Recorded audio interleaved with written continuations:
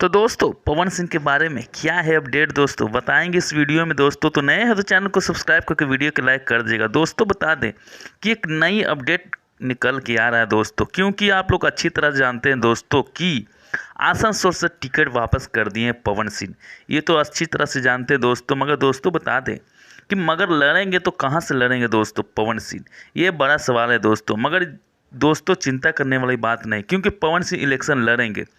दोस्तों बता दें कि अभी सीट का कन्फर्मेशन नहीं पूरा हुआ है, मगर दोस्तों बता दें कि आने वाला समय में पवन सिंह को ऐसा दोस्तों खबरें निकल के आ रहा है कि पवन सिंह आरा से ही चुनाव लड़ेंगे।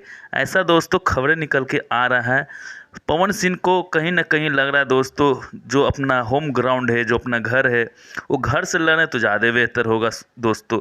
इसी कारण से दोस्तों हो सकता है कि टिकट वापस कर देंगे, या तो आ भी कारण हो सकते हैं। मगर दोस्तों खबरें तो निकल के यही आ रहा है दोस्तों कि पवन सिंह आरा से चुनाव लड़ेंगे और साथ में उनको पत्नी भी साथ देंगे दोस्तों। तो ये थी मेरी अपडेट।